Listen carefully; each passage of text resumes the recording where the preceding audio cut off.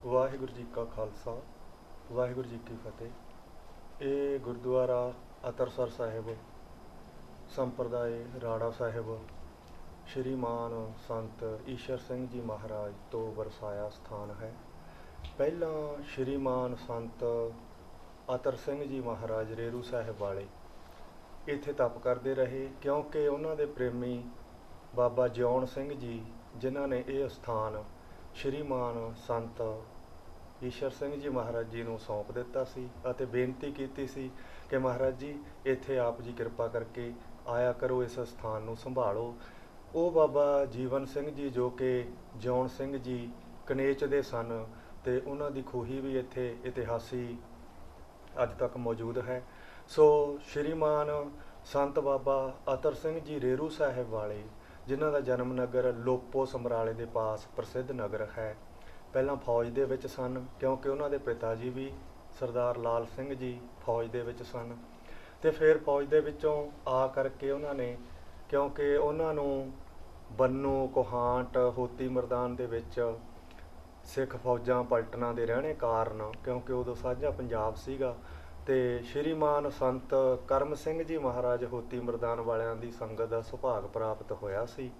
ਉਸ ਸੰਗਤ ਦੇ ਸੁਭਾਗ ਕਰਕੇ ਉਹਨਾਂ ਨੇ ਤਪ ਕਰਨਾ ਆਰੰਭ ਕੀਤਾ ਅਤੇ ਇੱਥੇ ਆ ਕਰਕੇ ਜੋ ਕਨੇਚ ਨਗਰ ਦੇ ਪਾਸ ਗੋਖੇ ਦੀ ਛਪੜੀ ਹੈ, ਉੱਥੇ ਬਹੁਤ ਸਮਾਂ ਉਹਨਾਂ ਨੇ ਤਪ ਕੀਤਾ।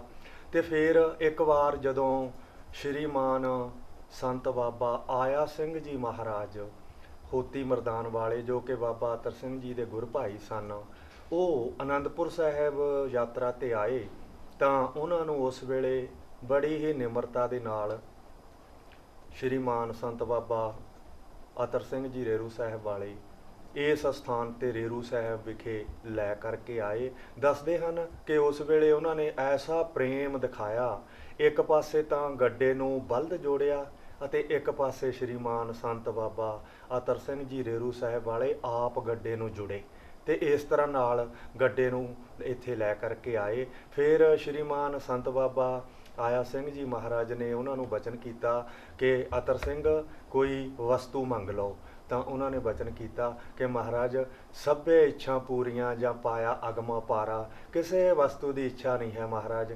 ਉਹਨਾਂ ਨੇ ਫਿਰ ਬਚਨ ਕੀਤਾ ਕਿ ਅਤਰ ਸਿੰਘ ਜੀ ਕੋਈ ਚੀਜ਼ ਮੰਗ ਲਓ, ਅਸੀਂ ਤੁਹਾਡੇ 'ਤੇ ਦਿਆਲ ਹਾਂ। ਪਰ ਉਹਨਾਂ ਨੇ ਫਿਰ ਵਚਨ ਕੀਤਾ ਕਿ ਮਹਾਰਾਜ ਸਭੇ ਇੱਛਾ ਪੂਰੀਆਂ ਜਾਂ ਪਾਇਆ ਅਗਮ ਪਾਰਾ। ਇੱਕ ਨੀਵੇਂ ਥਾਂ ਟੋਏ ਦੇ ਵਿੱਚ ਬੈਠ ਕੇ ਤਪ ਕਰਦੇ ਸਨ ਅਤੇ ਇਹ ਵਚਨ ਕੀਤਾ ਕਿ ਮਹਾਰਾਜ ਮੇਰੀ ਇਸ ਟੋਏ ਨਾਲ ਨਿਭ ਜਾਵੇ, ਕਿ ਮੇਰੀ ਤਪੱਸਿਆ ਬੰਦਗੀ ਨਾਲ ਨਿਭ ਜਾਵੇ, ਹੋਰ ਮੈਂ ਕੁਛ ਵੀ ਨਹੀਂ ਲੋਚਦਾ, ਕੁਛ ਵੀ ਨਹੀਂ ਚਾਹੁੰਦਾ। ਤਾਂ ਉਸ ਵੇਲੇ ਸੰਤ ਬਾਬਾ ਆਇਆ ਸਿੰਘ ਜੀ ਮਹਾਰਾਜ ਨੇ ਵਚਨ ਕੀਤਾ ਕਿ ਤੂੰ ਤਾਂ ਨਹੀਂ ਮੰਗਦਾ, ਲੈ ਅਸੀਂ ਤੈਨੂੰ ਆਪਦੇ ਕੋਲੋਂ ਦਿੰਦੇ ਹਾਂ ਕਿ ਇਹ ਹੋਤੀ ਮੈਦਾਨ ਤੇਰੇ ਪਾਸ ਆ ਜਾਵੇਗਾ। ਸੋ ਬਾਬਾ ਕਰਮ ਸਿੰਘ ਜੀ ਮਹਾਰਾਜ ਤੋਂ ਬਾਅਦ ਬਾਬਾ ਆਇਆ ਸਿੰਘ ਜੀ ਉਸ ਗੱਦੀ 'ਤੇ ਬਿਰਾਜਮਾਨ ਹੋਏ ਅਤੇ ਫਿਰ ਬਾਬਾ ਆਇਆ ਸਿੰਘ ਜੀ ਤੋਂ ਇਹ ਗੱਦੀ ਜਿਹੜੀ ਹੈ ਬਾਬਾ ਅਤਰ ਸਿੰਘ ਜੀ ਮਹਾਰਾਜ ਜੀ ਨੂੰ ਪ੍ਰਾਪਤ ਹੋ ਗਈ ਸੀ। ਸੋ ਇਸ ਤਰ੍ਹਾਂ ਨਾਲ ਉਹਨਾਂ ਨੇ ਸ਼੍ਰੀਮਾਨ ਸੰਤ ਬਾਬਾ ਈਸ਼ਰ ਸਿੰਘ ਜੀ ਮਹਾਰਾਜ ਜੀ 'ਤੇ ਬੜੀ ਬਖਸ਼ਿਸ਼ ਕੀਤੀ, ਜਿਨ੍ਹਾਂ ਦਾ ਪਹਿਲਾ ਨਾਂ ਸ਼੍ਰੀਮਾਨ ਭਾਈ ਗੁਲਾਬ ਸਿੰਘ ਜੀ ਸੀ। ਸੋ ਉਹਨਾਂ ਨੂੰ ਗੁਲਾਬ ਤੋਂ ਅਤਰ ਕਰ ਦਿੱਤਾ। ਫਿਰ ਉਹ ਇੱਥੇ ਬੇਅੰਤ ਸਮਾਂ ਆਉਂਦੇ ਰਹੇ। ਸ਼੍ਰੀਮਾਨ ਸੰਤ ਬਾਬਾ ਰਤਨ ਸਿੰਘ ਜੀ ਮਹਾਰਾਜ ਜੋ ਕਿ ਜਿਨ੍ਹਾਂ ਦਾ ਨਗਰ ਆਪਣੇ ਵਡਾਲੀ ਨਗਰ ਹੈ, ਵਡਾਲੀ ਖਰੜ ਦੇ ਪਾਸ ਹੈ, ਉਹਨਾਂ ਦਾ ਜਨਮ ਨਗਰ ਡੇਰਾ ਬੱਸੀ ਉਹਨਾਂ ਦੇ ਨਾਨਕੇ ਨਗਰ ਹੋਇਆ। ਉਹਨਾਂ ਦੇ ਭੈਣ ਜੀ ਦਿੱਲੀ ਦੇ ਵਿੱਚ ਕਾਰੋਬਾਰੀ ਸਨ ਅਤੇ ਉੱਥੇ ਜਾ ਕਰਕੇ ਉਹਨਾਂ ਨੇ ਮੈਟ੍ਰਿਕ ਤੱਕ ਦੀ ਵਿੱਦਿਆ ਜਿਹੜੀ ਹੈ ਪ੍ਰਾਪਤ ਕੀਤੀ। ਉਸ ਤੋਂ ਬਾਅਦ ਉਹਨਾਂ ਦੇ ਮਨ ਦੇ ਵਿੱਚ ਕਿਸੇ ਕਾਰਨ ਤੋਂ ਬਾਣੀ ਪੜ੍ਹਦਿਆਂ ਵਿਰਾਗ ਦੀ ਲਹਿਰ ਉਤਪਤ ਹੋ ਗਈ ਅਤੇ ਉਹ ਸ਼੍ਰੀਮਾਨ ਸੰਤ ਬਾਬਾ ਈਸ਼ਰ ਸਿੰਘ ਜੀ ਮਹਾਰਾਜ ਜੀ ਦੇ ਦਰਸ਼ਨਾਂ ਲਈ ਦਿੱਲੀ ਤੋਂ ਪੈਦਲ ਚੱਲ ਕਰਕੇ ਆਏ ਅਤੇ ਮਨ ਦੇ ਵਿੱਚ ਆਉਂਦਿਆਂ ਹੋਇਆਂ ਇਹ ਫੁਰਨਾ ਕਰ ਲਿਆ ਕਿ ਜੇ ਸੰਤ ਅੰਤਰਜਾਮੀ ਹੋਣਗੇ ਤਾਂ ਮੈਨੂੰ ਆਪੇ ਹੀ ਬੁਲਾ ਲੈਣਗੇ, ਆਪੇ ਹੀ ਜਾਣ ਲੈਣਗੇ। ਤਾਂ ਆ ਕਰਕੇ ਛੋਟੇ ਮਹਾਰਾਜ ਜੀ ਦੇ ਨਾਲ ਉਹਨਾਂ ਦਾ ਜਿਹੜਾ ਮਿਲਾਪ ਹੋਇਆ, ਛੋਟੇ ਮਹਾਰਾਜ ਸ਼੍ਰੀਮਾਨ ਸੰਤ ਬਾਬਾ ਕਿਸ਼ਨ ਸਿੰਘ ਜੀ ਮਹਾਰਾਜ, ਉਹਨਾਂ ਨੇ ਸਾਰੇ ਹੀ ਵਚਨ ਦੱਸ ਦਿੱਤੇ ਅਤੇ ਪੈਦਲ ਆਉਣਾ ਚੱਲਣਾ ਵਿਰਾਗ ਧਾਰਨਾ ਸਾਰਾ ਹੀ ਦੱਸ ਦਿੱਤਾ। ਉਸ ਵੇਲੇ ਉਹਨਾਂ ਦੇ ਮਨ ਦੇ ਵਿੱਚ ਬਹੁਤ ਨਿਸ਼ਚਾ ਬੈਠ ਗਿਆ साधु को मिलने जाइए साथ ना लीजै कोई, पाछे पाओ ना दीजिए आगे, जो होए सो होए। इस प्रकार नाल फिर वो कदे भी मुड़ करके घर नहीं गए ਅਤੇ ਉਹਨਾਂ ਨੇ ਆਲੋਵਾਲ ਵਿਖੇ, ਦਬਲਾਨ ਸਾਹਿਬ ਵਿਖੇ ਬੜੀ ਹੀ ਸੇਵਾ ਸੰਤ ਮਹਾਰਾਜ ਜੀ ਦਾ ਬਚਨ ਮੰਨ ਕੇ ਰਾੜਾ ਸਾਹਿਬ ਵਿਖੇ ਵੀ ਕੀਤੀ। ਫਿਰ ਕੁਝ ਸਮਾਂ ਜਦੋਂ ਬਤੀਤ ਹੋਇਆ ਤਾਂ ਸ਼੍ਰੀਮਾਨ ਸੰਤ ਮਹਾਰਾਜ ਜੀ ਨੇ ਸ਼੍ਰੀਮਾਨ ਸੰਤ ਬਾਬਾ ਰਤਨ ਸਿੰਘ ਜੀ ਮਹਾਰਾਜ ਜੀ ਨੂੰ ਬਚਨ ਕੀਤਾ ਕਿ ਆਪ ਜੀ ਉਸ ਆਪਣੇ ਦਰਾਹੇ ਵਾਲੇ ਅਸਥਾਨ 'ਤੇ ਭਾਵ ਇਸ ਅਤਰਸਰ ਸਾਹਿਬ, ਕਿਉਂਕਿ ਅਤਰਸਰ ਸ਼੍ਰੀਮਾਨ ਸੰਤ ਬਾਬਾ ਅਤਰ ਸਿੰਘ ਰੇਰੂ ਸਾਹਿਬ ਵਾਲਿਆਂ ਦੇ ਇੱਥੇ ਤਪ ਕਰਨੇ ਕਰਕੇ ਜਿਨ੍ਹਾਂ ਦਾ ਭੋਰਾ ਵੀ ਇਤਿਹਾਸਕ ਮੌਜੂਦ ਹੈ, ਇਸ ਦਾ ਨਾਂ ਜਿਹੜਾ ਅਤਰਸਰ ਭਾਵ ਕਿ ਅਤਰ ਦਾ ਸਰੋਵਰ, ਨਾਮ ਬਾਣੀ ਦਾ ਸਰੋਵਰ ਇਸ ਸਥਾਨ ਦਾ ਨਾਂ ਪੈ ਗਿਆ। ਇੱਥੇ ਪਹਿਲਾਂ ਵੀ ਸੰਤ ਮਹਾਰਾਜ ਜੀ ਨੇ ਕੁਝ ਸੇਵਕ ਭੇਜੇ ਸਨ ਕਿ ਤੁਸੀਂ ਜਾ ਕਰਕੇ ਆਵਾਜ਼ ਕਰੋ, ਤੁਸੀਂ ਉੱਥੇ ਸੇਵਾ ਕਰੋ, ਕਥਾ ਕੀਰਤਨ ਚਲਾਓ, ਲੰਗਰ ਚਲਾਓ, ਪਰ ਉਹ ਜਿਹੜੇ ਕੁਛ ਮੁਸ਼ਕਲਾਂ ਕਰਕੇ ਨਹੀਂ ਟਿਕ ਸਕੇ। ਕਰੜੀ ਘਾਲਣਾ ਸੀ ਉਸ ਵੇਲੇ 'ਤੇ, ਕਿਉਂਕਿ ਕੋਈ ਵੀ ਆਬਾਦੀ ਨਹੀਂ ਸੀ, ਕੋਈ ਵੀ ਇੱਥੇ ਜੰਗਲ ਬਿਆਬਾਨ ਸੀ, ਸੱਪ ਜਨੌਰ ਸ਼ੇਰ ਚੀਤੇ ਫਿਰਦੇ ਸਨ, ਮੂਨਾ ਅਤੇ ਰੋਜ਼ ਤਾਂ ਹੁਣ ਵੀ ਆ ਜਾਂਦੇ ਨੇ ਨਹਿਰੀ ਮਹਿਕਮਾ ਨੇੜੇ ਹੋਣ ਕਰਕੇ। ਸੋ ਇਸ ਪ੍ਰਕਾਰ ਨਾਲ ਕੋਈ ਟਿਕਦਾ ਨਹੀਂ ਸੀ, ਬੜਾ ਇਕਾਂਤ ਸੀ। ਉਸ ਵੇਲੇ ਉਹ ਸੇਵਾਦਾਰ ਜਿਹੜੇ ਛੱਡ ਕਰਕੇ ਵਿੱਚੋਂ ਜਾਂਦੇ ਰਹੇ। ਫਿਰ ਸ਼੍ਰੀਮਾਨ ਸੰਤ ਮਹਾਰਾਜ ਜੀ ਨੇ ਸੰਤ ਰਤਨ ਸਿੰਘ ਜੀ ਮਹਾਰਾਜ ਜੀ ਨੂੰ ਬਚਨ ਕੀਤਾ ਕਿ ਆਪ ਜੀ ਉੱਥੇ ਜਾ ਕਰਕੇ ਸੇਵਾ ਕਰੋ। ਫਿਰ ਉਹਨਾਂ ਨੇ ਕਿਹਾ ਕਿ ਮਹਾਰਾਜ ਆਪ ਜੀ ਦੇ ਦਰਸ਼ਨ ਰੋਜ਼ ਮੈਨੂੰ ਚਾਹੀਦੇ ਹਨ। ਤਾਂ ਉਹ ਜਿਹੜੇ ਦਰਸ਼ਨ ਪੂਰਨਮਾਸ਼ੀ ਵਾਲੇ ਦਿਨ ਇੱਥੇ ਸੰਤ ਮਹਾਰਾਜ ਜੀ ਆ ਕਰਕੇ ਵੱਡੇ ਮਹਾਰਾਜ ਜੀ ਦੀਵਾਨ ਲਾਉਂਦੇ ਸਨ।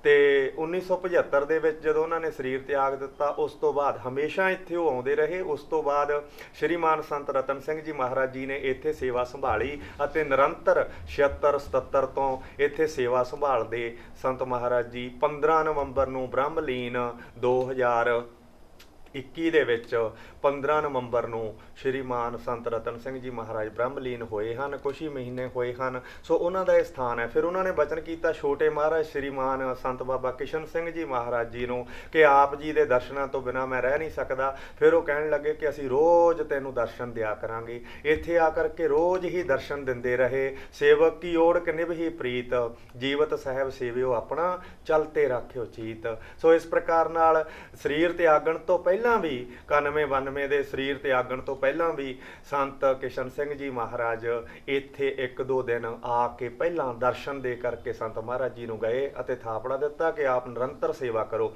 ਸੋ ਸ਼੍ਰੀਮਾਨ ਸੰਤ ਬਾਬਾ ਰਤਨ ਸਿੰਘ ਜੀ ਮਹਾਰਾਜ ਬ੍ਰਹਮ ਗਿਆਨੀ, ਜਿਨ੍ਹਾਂ ਨੇ ਸਾਰੀ ਉਮਰ ਇੱਥੇ ਅਣਥੱਕ ਬੇਅੰਤ ਘਾਲਣਾ ਜਿਹੜੀ ਹੈ ਭੋਰਾ ਸਾਹਿਬ ਦੇ ਵਿੱਚ ਤਪ, ਉਹਨਾਂ ਨੇ ਆਪਣੀ ਭੁੱਖ ਪਿਆਸ ਨੀਂਦ ਦੁਨੀਆ ਦੀ ਨਾਤਾਚਾਰੀ ਸਭ ਕੁਝ ਤਿਆਗ ਦਿੱਤਾ ਸੀਗਾ ਅਤੇ ਸਿਮਰਨ ਦੇ ਵਿੱਚ ਭਜਨ ਦੇ ਵਿੱਚ ਅੱਠੋ ਪਹਿਰ ਲਵਲੀਨ ਰਹਿੰਦੇ ਸਨ। ਉਹ ਰਾਤ ਨੂੰ 12 ਵਜੇ ਜਾ ਕਰਕੇ ਇਸ਼ਨਾਨ ਕਰਕੇ ਫਿਰ 7 ਵਜੇ ਤੱਕ ਸਦਾ ਤਪ ਕਰਨਾ। ਇਸ ਤਰ੍ਹਾਂ ਨਾਲ ਉਹਨਾਂ 7-8 ਘੰਟੇ ਦਾ ਚੌਕੜਾ ਸੀਗਾ ਸ਼੍ਰੀਮਾਨ ਸੰਤ ਮਹਾਰਾਜ ਜੀ ਦਾ। ਸੋ ਇਸ ਪ੍ਰਕਾਰ ਬੇਅੰਤ ਜਾਪ ਕੀਤਾ, ਬੇਅੰਤ ਇੱਥੇ ਵਿਦਿਆਰਥੀਆਂ ਨੂੰ ਤਾਲੀਮ ਦਿੱਤੀ, ਲੰਗਰ ਚਲਾਇਆ ਨਿਰੰਤਰ ਜੋ ਅੱਜ ਤੱਕ ਚੱਲ ਰਿਹਾ। 24 ਘੰਟੇ ਲੰਗਰ, ਕੋਈ ਵੀ ਆਵੇ ਕਿਸੇ ਨੂੰ ਨਹੀਂ ਰੋਕਿਆ ਜਾਂਦਾ। ਲੱਸੀ ਦੁੱਧ ਦਹੀਂ ਦਾਲ ਪ੍ਰਸ਼ਾਦਾ ਸਬਜ਼ੀ ਖੀਰ ਕੜਾ ਲੱਡੂ ਜਲੇਬੀਆਂ ਪਕੌੜੇ, ਕੋਈ ਅੰਤ ਨਹੀਂ ਆਉਂਦਾ। ਇਹ ਸੰਤ ਮਹਾਰਾਜ ਜੀ ਦੀ ਬਖਸ਼ਿਸ਼ ਹੈ। ਫਲ ਫਰੂਟ ਜਿੰਨਾ ਇਸ ਸਥਾਨ 'ਤੇ ਸੰਤ ਮਹਾਰਾਜ ਜੀ ਨੇ ਵਰਤਾਇਆ, ਮੈਂ ਨਹੀਂ ਆਪਦੀ ਜ਼ਿੰਦਗੀ 'ਚ ਦੇਖਿਆ ਕਿਤੇ ਕਿ ਖੁੱਲ੍ਹੇ ਭੰਡਾਰੇ ਲਿਫਾਫੇ ਝੋਲੇ ਭਰ ਭਰ ਕੇ ਲੋਕਾਂ ਨੂੰ ਫਲਾਂ ਦੇ ਮਠਿਆਈਆਂ ਦੇ। ਮੈਂ ਨਹੀਂ ਕੋਈ ਐਸਾ ਸੰਤ ਦੇਖਿਆ ਕਿ ਝੋਲੇ ਭਰ ਭਰ ਕੇ ਫਲਾਂ ਮਠਿਆਈਆਂ ਦੇ ਦਿੰਦਾ ਹੋਵੇ।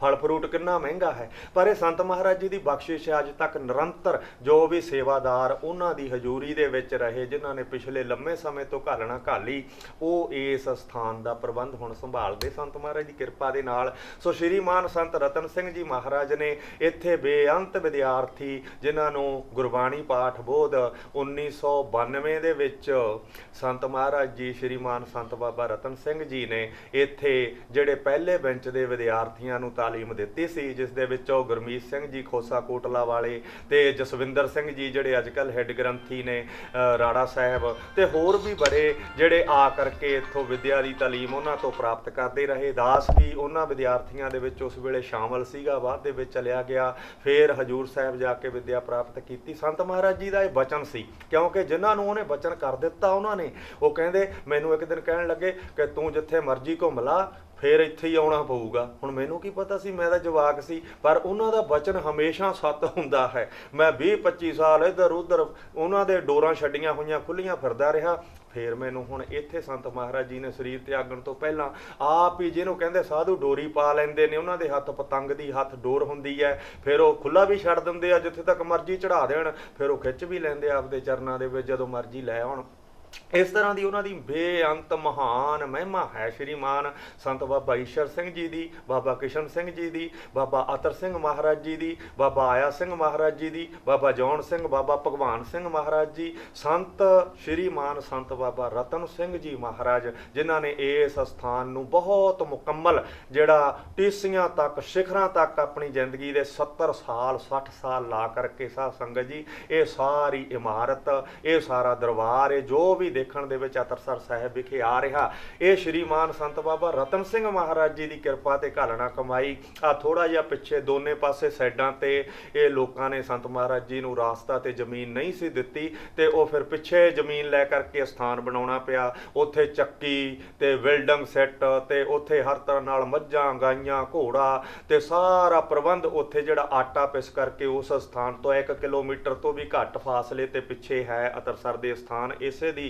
ਜਿਹੜਾ ਜ਼ਮੀਨ ਉੱਥੇ ਹੈ। ਸੋ 30 ਕਿੱਲੇ ਦੇ ਕਰੀਬ ਸੰਤ ਮਹਾਰਾਜ ਜੀ ਨੇ ਘਾਲਣਾ ਘਾਲ ਕੇ ਜ਼ਮੀਨ ਬਣਾਈ, ਜਿਹੜੀ ਡੇਰੇ ਤੇ ਕਿ ਸਦਾ ਸਿੱਖ ਸੇਵਕ ਜਿਹੜੇ ਉਹ ਸੌਖੇ ਰਹਿਣ, ਸੰਗਤ ਸੌਖੀ ਰਹੇ, ਕਿਉਂਕਿ ਰਾੜਾ ਸਾਹਿਬ ਬ੍ਰਾਂਚ ਜਿਹੜਾ ਰਾੜਾ ਸਾਹਿਬ ਹੈੱਡਕੁਆਟਰ, ਕਿਸੇ ਨੂੰ ਜਾ ਕੇ ਗਰਾਈ ਨਹੀਂ ਕਰਦੇ, ਇਹ ਨਾ ਕਿਸੇ ਤੋਂ ਮੰਗਦੇ ਆ, ਨਾ ਕੋਈ ਕਣਕ ਝੋਨਾ ਕਿਸੇ ਨੂੰ ਨਹੀਂ ਜਾ ਕੇ ਇਹ ਕਹਿੰਦੇ ਵੀ ਸਾਨੂੰ ਮਾਇਆ ਦਿਓ ਸਾਨੂੰ, ਇਹ ਤਾਂ ਆਪ ਵਰਸਾਉਣ ਵਾਲੇ, ਵਰਤਾਉਣ ਵਾਲੇ, ਇਹਨਾਂ ਦੀਆਂ ਆਪਦੀਆਂ ਜ਼ਮੀਨਾਂ ਹਨ, ਸਥਾਨਾਂ ਦੀਆਂ ਆਪਦੇ ਪ੍ਰਬੰਧ ਹਨ। ਸੋ ਉਹ ਮੈਨੇਜਿੰਗ ਦੇ ਨਾਲ ਇਹ ਸਾਰਾ ਪਰਉਪਕਾਰ, ਹਸਪੀਟਲ, ਪੈਟਰੋਲ ਪੰਪ, ਬੈਂਕ, ਹਰ ਤਰ੍ਹਾਂ ਨਾਲ ਇਹ ਅਦਾਰੇ ਦੇ ਕੋਲ ਸਭ ਕੁਝ ਹੈ। ਕਾਲਜ, ਵਿੱਦਿਆ, ਦੁਨਿਆਵੀ ਵਿੱਦਿਆ, ਸੰਗੀਤ, ਕਥਾ ਕੀਰਤਨ, ਪਾਠ, ਕੋਈ ਵੀ ਇਸ ਦੇ ਵਿੱਚ ਜਿਹੜੀ ਘਾਟ ਨਹੀਂ ਹੈ। ਬੇਅੰਤ ਵਿਦਿਆਰਥੀ ਗੁਰਮਤਿ ਦੇ, ਬੇਅੰਤ ਵਿਦਿਆਰਥੀ ਦੁਨਿਆਵੀ ਵਿੱਦਿਆ ਤਾਲੀਮ ਲੈਣ ਵਾਲੇ ਇਸ ਸੰਸਥਾ ਤੋਂ ਗੁਰਮੁਖੋ ਸਾਧ ਸੰਗਤ ਜੀ ਲਾਭ ਪ੍ਰਾਪਤ ਕਰ ਰਹੇ ਆ। ਸੋ ਇਹ ਮਹਾਂਪੁਰਖਾਂ ਦੀ, ਤੇ ਸਭ ਤੋਂ ਪਹਿਲਾਂ ਧੰਨ ਸ੍ਰੀ ਗੁਰੂ ਗੋਬਿੰਦ ਸਿੰਘ, ਧੰਨ ਸ੍ਰੀ ਗੁਰੂ ਨਾਨਕ ਦੇਵ ਮਹਾਰਾਜ, ਸ੍ਰੀ ਗੁਰੂ ਗ੍ਰੰਥ ਪੰਥ ਸਾਹਿਬ ਜੀ ਦੀ,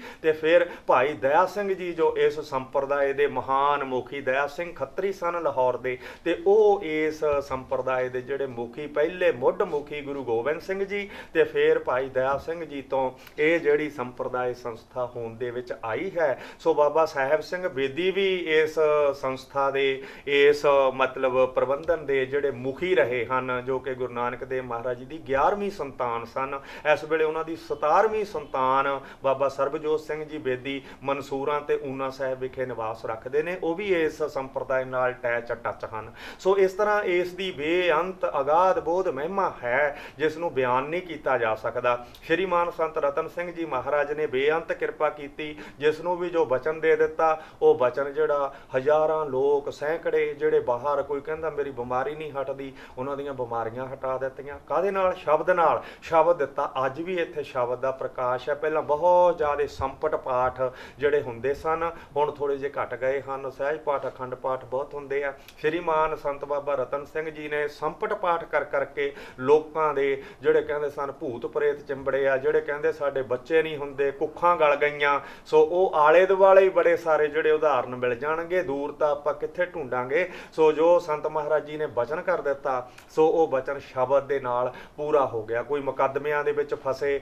10 ਵੀ ਮੁਕੱਦਮਿਆਂ 'ਚ ਫਸ ਗਿਆ ਸੀ, ਫਿਰ ਮੈਨੂੰ 2 ਸ਼ਬਦ ਦਿੱਤੇ। ਉਹ ਸ਼ਬਦਾਂ ਦੇ ਜਾਪ ਦੇ ਨਾਲ ਇਹਨਾਂ ਦੀ ਕਿਰਪਾ ਥਾਪੜਾ ਪ੍ਰਾਪਤ ਹੋਇਆ। ਸੋ ਉਹ ਸਾਰੇ ਮੇਰੇ ਜੰਜਾਲ ਕਹੋ ਨਾਨਕ ਗੁਰ ਬੰਧਨ ਕਾਟੇ ਵਿਸ਼ਰਤ ਆਨ ਮਿਲਾਇਆ। ਸੋ ਇਸ ਪ੍ਰਕਾਰ ਨਾਲ ਬੰਧਨ ਕੱਟ ਦਿੰਦੇ ਹਨ ਤੇ ਵਿਛੜਿਆਂ ਹੋਇਆਂ ਨੂੰ ਮੇਲ ਲੈਂਦੇ ਹਨ, ਜੇਲ੍ਹਾਂ ਦੇ ਵਿੱਚੋਂ ਕੱਢ ਲੈਂਦੇ ਹਨ, ਫਾਂਸੀ ਦੇ ਤਖਤਿਆਂ ਤੋਂ ਲਾਹ ਲੈਂਦੇ ਹਨ। ਇਹਨਾਂ ਦੇ ਵਿੱਚ ਐਸੀ ਸਮਰੱਥਾ ਹੈ। ਸੋ ਐਸੇ ਮਹਾਂਪੁਰਖ, ਉਹਨਾਂ ਦਾ ਇਹ ਜਿਹੜਾ ਸਾਧ ਸੰਗਤ ਜੀ ਅੰਮ੍ਰਿਤਸਰ ਸਾਹਿਬ ਦਿੱਲੀ ਰੋਡ ਦੇ ਉੱਪਰ ਵਿਦਮਾਨ ਇਹ ਸਥਾਨ ਹੈ। ਸਾਹਨੇਵਾਲ ਅਤੇ ਦਰਾਹੇ ਦੇ ਵਿਚਕਾਰ ਹੈ, ਜੋ ਨਿਰੰਤਰ 100 ਸਾਲ ਤੋਂ ਵੀ ਵਧੇਕ ਸਮਾਂ ਹੋ ਗਿਆ, ਕਿਉਂਕਿ 1867 ਦੇ ਵਿੱਚ ਸੰਤ ਅਤਰ ਸਿੰਘ ਰੇਰੂ ਸਾਹਿਬ ਵਾਲਿਆਂ ਦਾ ਜਨਮ ਹੋਇਆ ਸੀ।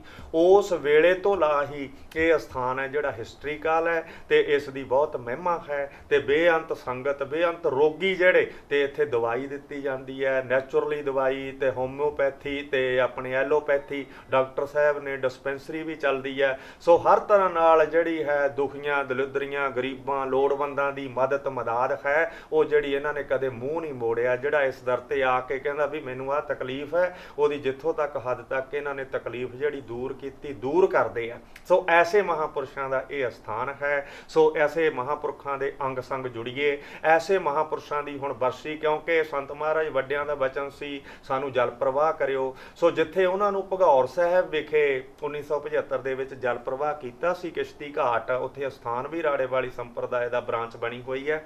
ਸੋ ਉੱਥੇ ਹੀ ਸ਼੍ਰੀਮਾਨ ਸੰਤ ਰਤਨ ਸਿੰਘ ਜੀ ਮਹਾਰਾਜ ਨੇ ਸਰੀਰ ਤਿਆਗਣ ਤੋਂ ਪਹਿਲਾਂ ਬਚਨ ਕੀਤਾ ਕਿ ਸਾਨੂੰ ਵੀ ਸਾਡੇ ਪਿਆਰੇ ਦੀ ਗੋਦ ਬੁੱਕਲ ਦੇ ਵਿੱਚ ਜਿਹੜਾ ਸੰਸਕਾਰ ਜਲ ਸੰਸਕਾਰ ਕੀਤਾ ਜਾਵੇ, ਕਿਉਂਕਿ ਜਲ ਸੰਸਕਾਰ ਤੇ ਅੱਗ ਸੰਸਕਾਰ ਤੇ ਮਿੱਟੀ ਦਾ ਸੰਸਕਾਰ ਤੇ ਪੰਛੀਆਂ ਨੂੰ, ਇਹ 4 ਪ੍ਰਕਾਰ ਦੇ ਸੰਸਕਾਰ ਨੇ। ਪੰਛੀਆਂ ਨੂੰ ਪਾ ਦੇਣਾ ਸਰੀਰ, ਮੱਛੀਆਂ ਨੂੰ ਪਾ ਦੇਣਾ, ਅੱਗ ਦੇ ਹਵਾਲੇ ਕਰ ਦੇਣਾ, ਮਿੱਟੀ ਦੇ ਵਿੱਚ ਦੱਬ ਦੇਣਾ, ਪਰ ਕਹਿੰਦੇ ਸਾਨੂੰ ਜਲ ਦੇ ਵਿੱਚ ਪ੍ਰਵਾਹ ਕਰਿਓ। ਸੋ ਉਹਨਾਂ ਨੂੰ ਜਲ ਦੇ ਵਿੱਚ ਪ੍ਰਵਾਹ ਭਗੌਰ ਸਾਹਿਬ ਕੀਤਾ ਗਿਆ ਸੀਗਾ। ਹੋਰ ਵੀ ਬੜੇ ਮਹਾਂਪੁਰਸ਼ਾਂ ਨੂੰ ਉੱਥੇ ਜਲ ਪ੍ਰਵਾਹ ਕੀਤਾ ਗਿਆ। ਰਾੜੇ ਵਾਲੀ ਸੰਪਰਦਾਇ ਦਾ ਇਹ ਵਿਧਾਨ ਹੈ ਕਿ ਜਲ ਪ੍ਰਵਾਹ ਕਰਦੇ ਹਨ ਵੱਡੇ ਮਹਾਰਾਜ ਜੀ ਦੇ ਵਚਨਾਂ ਅਨੁਸਾਰ। ਸੋ ਇਸ ਪ੍ਰਕਾਰ ਨਾਲ ਉੱਥੇ 7, 8, 9 ਅੱਜ 8 ਤਰੀਕ ਹੋ ਗਈ ਹੈ। ਕੱਲ੍ਹ ਦਾ ਪ੍ਰੋਗਰਾਮ ਚੱਲ ਰਿਹਾ ਸ੍ਰੀ ਅਖੰਡ ਪਾਠ ਸਾਹਿਬ ਬਾਬਾ ਰਤਨ ਸਿੰਘ ਮਹਾਰਾਜ ਜੀ ਦੀ ਯਾਦ ਦੇ ਵਿੱਚ ਰਾੜੇ ਵਾਲੀ ਸੰਪਰਦਾ ਵੱਲੋਂ, ਜੋ ਹੁਣ ਰਾੜਾ ਸਾਹਿਬ ਸੰਪਰਦਾ ਦੇ ਮੁਖੀ ਬਾਬਾ ਬਰਜਿੰਦਰ ਸਿੰਘ ਜੀ ਮਹਾਰਾਜ ਹਨ, ਉਹ ਅਤੇ ਜਰਗ ਵਾਲੇ ਬਾਬਾ ਭੁਪਿੰਦਰ ਸਿੰਘ ਜੀ ਉੱਥੇ ਦੀਵਾਨਾਂ ਦੀਆਂ ਹਾਜ਼ਰੀਆਂ ਭਰ ਰਹੇ ਨੇ।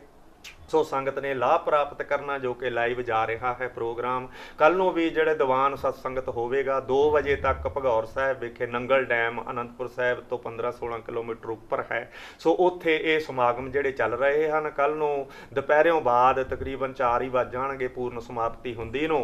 ਸੋ ਇਸ ਸਥਾਨ ਤੇ ਵੀ ਸੰਤ ਮਹਾਰਾਜ ਜੀ ਦੀ ਯਾਦ ਦੇ ਵਿੱਚ ਲੜੀਵਾਰ ਗੁਰਪ੍ਰਤਾਪ ਸੂਰਜ ਗੁਰੂ ਨਾਨਕ ਪ੍ਰਕਾਸ਼ ਦੀ ਜੋ ਕਥਾ ਹੈ ਉਹ ਸ਼ਾਮ ਨੂੰ 5 ਤੋਂ 6 ਵਜੇ ਤੱਕ ਨਿਰੰਤਰ ਜਿਹੜੀ ਲਾਈਵ ਜਾਂਦੀ ਹੈ ਹੁੰਦੀ ਹੈ। ਸੋ ਇਹ ਮਹਾਂਪੁਰਖਾਂ ਦਾ ਉਪਰਾਲਾ ਹੈ, ਮਹਾਂਪੁਰਖਾਂ ਦੀ ਯਾਦ ਦੇ ਵਿੱਚ ਹੈ। ਸੋ ਇੰਨਾ ਕੁਝ ਕਹਿੰਦਾ ਹੋਇਆ ਦਾਸ ਖਿਮਾ ਦਾ ਜਾਚਕ ਹੈ। ਸਤਿਗੁਰੂ ਸੱਚੇ ਪਾਤਸ਼ਾਹ ਮਹਾਰਾਜ ਸਰਬੱਤ ਸੰਗਤਾਂ ਦੇ ਜੋ ਸੰਪਰਦਾਇ ਰਾੜਾ ਸਾਹਿਬ ਨਾਲ ਜੁੜੇ ਹੋਏ ਨੇ ਤੇ ਹੋਰਾਂ ਨੂੰ ਵੀ ਜੁੜਨਾ ਚਾਹੀਦਾ, ਕਿਉਂਕਿ ਮਹਾਨ ਸੰਪਰਦਾਇ ਹੈ।